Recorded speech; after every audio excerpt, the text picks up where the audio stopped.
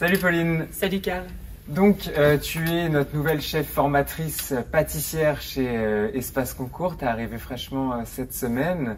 C'est ça. Est-ce que tu peux nous parler un peu de toi, te présenter brièvement et puis après on rentrera un petit peu dans les détails de ton parcours, de ce qui t'anime au quotidien, etc. Eh ben, ça marche, donc enchantée, moi c'est Pauline, effectivement je viens tout juste de vous rejoindre.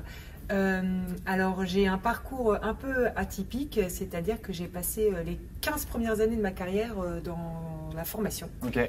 Et principalement dans un grand groupe qui gérait tout un panel de métiers et donc tout un panel de formations. Donc j'ai fait des formations qui étaient aussi bien dans le savoir-être que dans le savoir-faire, que dans l'hygiène, la sécurité, voilà, c'était un panel qui était très très large. Toi tu étais formatrice à cette époque-là? Voilà, à cette époque-là j'étais formatrice principalement, avec d'autres missions annexes, mais mon cœur de métier, c'était la formation. Okay. Et puis, une passion grandissait en moi de plus en plus forte, qui était la pâtisserie. Okay. Et en fait, j'ai décidé de me réorienter. Voilà, au bout de 15 ans de carrière, j'ai voulu changer un petit peu. Et c'est là où j'ai décidé de passer un CAP pâtissier. Donc, j'ai fait mon CAP pâtissier, que j'ai passé en candidate libre. Okay. Et juste, à peine un an après, je me suis lancée et j'ai ouvert mon entreprise. Donc j'ai ouvert mon entreprise de pâtisserie. Très court en fait finalement entre le temps de formation et le temps de lancer. Voilà, il y a eu des événements de la vie qui ont fait que l'opportunité s'est présentée et j'avais des deadlines de date, donc je me suis lancée. Parcours un petit peu compliqué au début parce que quand je me suis lancée, c'était à une date que l'on connaît un petit peu tous, en avril 2020, donc début du Covid. Okay. Donc ça a été un très très gros challenge d'essayer de monter une entreprise de pâtisserie à ce moment-là et malheureusement, je n'y suis pas parvenue puisque j'ai fermé l'année suivante mon entreprise. D'accord. Sans aucun regret, parce que j'ai quand même appris énormément de choses. En un an, ça m'a fait énormément grandir et sur mon métier de pâtisserie et sur mon métier de gérante d'entreprise. Donc ça a été vraiment, vraiment très, très formateur là aussi. Sur l'entreprise que tu as passé, tu as effectivement toute cette première partie de ta carrière où tu étais en tant que formatrice dans un grand groupe, ensuite cette reconversion au monde de la pâtisserie en candidat libre, ce lancement d'entreprise. Et sur ce lancement d'entreprise, qu'est-ce que tu proposais en fait comme offre? Est-ce que tu peux nous en parler un petit peu plus? Alors je proposais vraiment tout ce qui était pour les événements. Donc moi j'ai une spécialisation qui est en cake design. Okay. Donc je proposais énormément de gâteaux décorés, donc pour mariage, baptême. Je proposais énormément d'entremets également. Okay. Et justement j'ai dû diversifier mon offre puisque je ne sais pas si tu te souviens, mais à ce moment-là on avait le droit d'avoir que 4 ou 5 personnes à la maison. Donc je m'étais lancée aussi beaucoup dans la pâtisserie individuelle. Okay, donc j'ai proposé énormément de choses, type des cupcakes, des cookies, ce genre de choses pour pouvoir aussi élargir mon offre et pour pouvoir proposer aussi d'autres gâteaux qui n'étaient pas forcément pour 15, 20, 100 personnes. Tu étais sur quelle région à ce moment donné-là? Alors moi à ce moment-là j'étais en région parisienne, j'étais en Seine-et-Marne.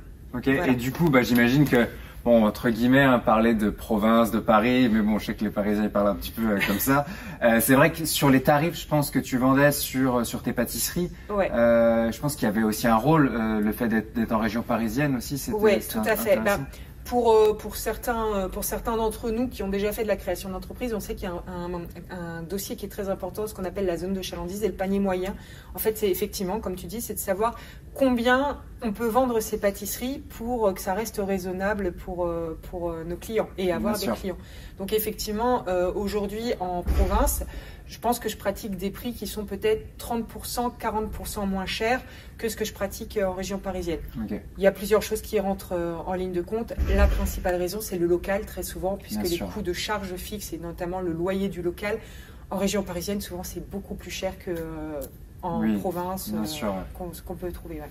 Donc, cette création d'entreprise-là, à ce moment donné-là, et puis ensuite, du coup, tu décides de terminer cette aventure-là pour repartir. Pour en débuter une autre, okay. Là, dans une entreprise qui est située sur Paris, qui est spécialisée dans le cake design et du coup qui a un grand rayonnement international. Donc en fait, je suis devenue la chef pâtissière de cette entreprise et où j'occupais mon temps pour définir, j'étais à peu près 40% dans la production. Ouais. Donc en termes de production, on était en ce moment, je sais que c'est la Fashion Week qui vient de commencer. Donc c'est par exemple des gâteaux qu'on pouvait proposer au Fashion Week, Dior, ce genre de compagnie. Et également d'autres grandes enseignes, notamment Disneyland. Ouais, j'avais entendu ça. Voilà, à qui on pouvait faire des gâteaux et en très très grande quantité. Donc là aussi un apprentissage très très intéressant parce que quand on fait un gâteau on est sur des détails d'un gâteau, on est vraiment sur un visuel qui est très très précis. Quand on doit dupliquer ce gâteau, même un petit biscuit, le faire 10 000 exemplaires, 20 000 exemplaires, 30 000 exemplaires, là, la production et la façon de travailler diffèrent. Donc, c'est ça aussi qui a été extrêmement intéressant dans cette aventure. Et les 60% de mon temps, j'étais formatrice. Donc, j'ai formé sur du cake design, mais pas que, sur du CAP, pâtisserie, sur de la viennoiserie. Donc voilà, sur tous les thèmes aujourd'hui qui sont abordés. Donc, et puis en plus, tu avais cette légitimité-là de par effectivement le parcours du fait que toi, tu t'étais reconverti en candidat libre, tu avais monté ta structure. Tu arrives ensuite dans ce groupe-là où en tant que formatrice pour perfectionner aussi effectivement sur du cake design mais sur d'autres choses. Et effectivement, donc tu as toute cette expérience-là pour accompagner déjà à cette époque-là les apprenants avant même d'arriver chez Espace Concours. Tout à fait. En fait, c'est vraiment un combiné des deux qui est très important. C'est-à-dire que j'ai des années et d'ailleurs un diplôme également en ce qu'on appelle responsable d'ingénierie pédagogique où vraiment là on apprend à accompagner en fait les apprenants sur un sujet. Là, le sujet, c'est la pâtisserie. Et donc, mon autre côté professionnel qui est la pâtisserie, c'est de connaître toute cette technique et donc de pouvoir combiner les deux et de pouvoir avoir cette approche vraiment pour accompagner les personnes. Et le fait d'être moi aussi passée par le candidat libre, en fait, ce parcours-là, c'est aussi extrêmement intéressant parce que justement, j'aperçois un peu les doutes qu'on peut avoir quand on est tout seul dans sa cuisine, devant son livret de recettes, à se dire, mon Dieu, quand on voit par exemple le P1 ou le P2, où on voit la somme de recettes à connaître, de se dire mais j'y arriverai jamais, c'est pas possible. Mais ça c'est vrai que pour avoir fait plusieurs cours déjà ensemble, vu que ça fait 2 semaines à peu près que tu es arrivé, c'est vrai que je trouve que c'est un point de vue qui est très intéressant, je trouve pour aussi nos apprenants chez Espace Concours, c'est d'être formé aussi par quelqu'un qui était à leur place. Il y a 5 ans, 10 ans de ça, qui était à leur place exactement, qui sait toutes les étapes qui vont traverser, leurs doutes également, le matériel, enfin plein de questions en fait finalement que nous on répond en tant que formateur, mais que toi tu as vécu aussi en interne à la base. Et vraiment moi ce que je dis là aux premiers apprenants que j'ai commencé à rencontrer, c'est ce que je leur dis aujourd'hui. Être pâtissier, c'est simple, ce sont tous des pâtissiers. S'ils se lancent tous dans cette aventure, c'est parce qu'aujourd'hui, ils aiment déjà tous la pâtisserie, ils sont déjà tous passionnés par la pâtisserie et qu'ils savent faire une tarte au chocolat. Moi, ce que je vais leur apporter, ce que Espace Concours va leur apporter, c'est une méthodologie, c'est une façon de faire. C'est ça qu'il faut appréhender pour arriver à passer son examen, en fait. Parce que de la pâtisserie, ils savent tous le faire, même si par moment on a des doutes, parce que quand on est à son 80e essai de macaron avec sa collerette qui n'a pas monté correctement, on a envie de tout lâcher. Mais c'est extrêmement important de se dire que non, on sait faire, il faut juste trouver comment faire. Et nous, on est vraiment là, et moi je suis aussi vraiment là pour les accompagner dans ce schéma-là. Et il n'y a pas très longtemps, je l'ai eu il y a 2 ans, pour te dire à quel point je suis encore dans le bain, comme on dit, j'ai passé mon CAP chocolatier confiseur.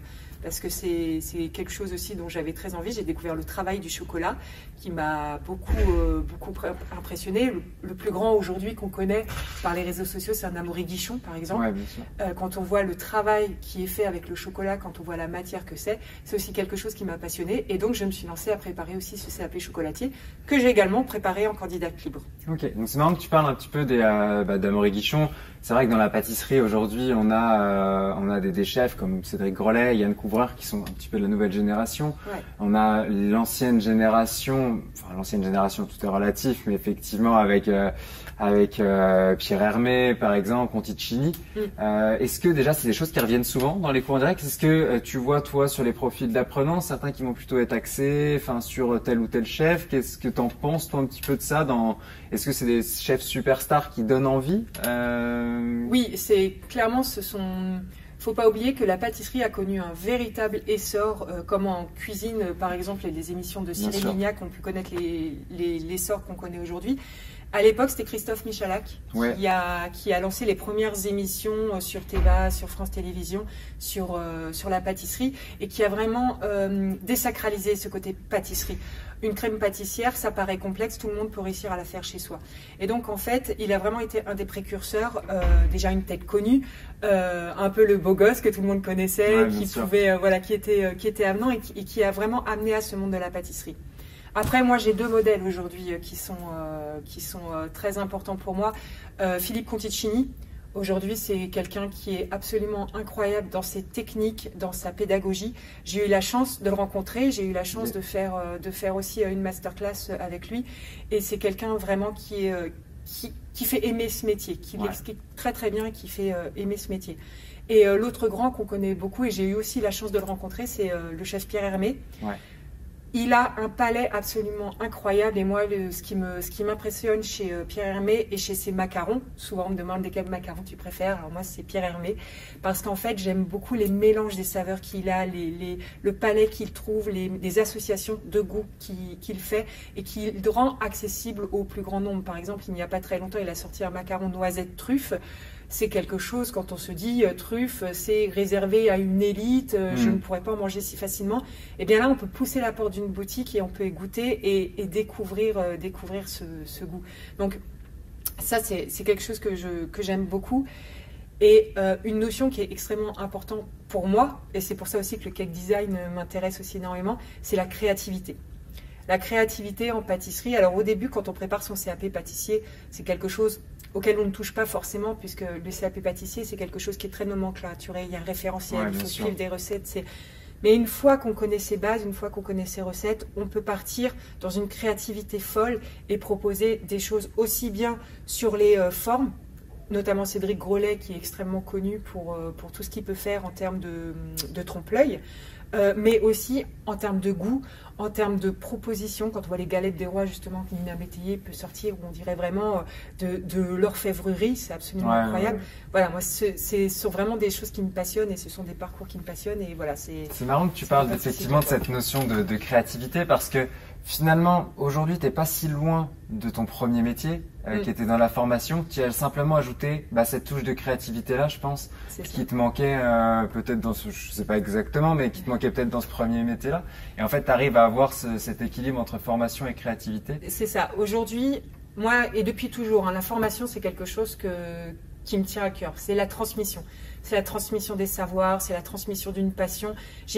J'ai toujours aimé ça dans la formation et c'est toujours pour ça que j'ai souhaité accueillir un nouveau collaborateur, pouvoir apprendre à quelqu'un. C'est moi ma plus grande fierté aujourd'hui, c'est quand j'ai eu des élèves qui ont été diplômés, qui ont eu leur CAP, c'est de recevoir le jour parce que le jour des examens, le jour des résultats des examens, je suis comme ça, je suis comme eux, j'attends avec impatience et c'est d'avoir les premiers WhatsApp, les premiers retours en disant oui, je l'ai eu et même de gens qui n'y croyaient pas du tout. Et ça, c'est une super fierté. C'est vrai que c'est quelque chose, on se dit. Très gratifiant. Voilà, c'est ça. On se dit, je suis heureuse d'avoir choisi ce métier, d'avoir accompagné. Et qui sait aujourd'hui qui on accompagne. C'est-à-dire que aujourd'hui, j'accompagne peut-être la future Nina Métayer, le futur Cédric Grolet.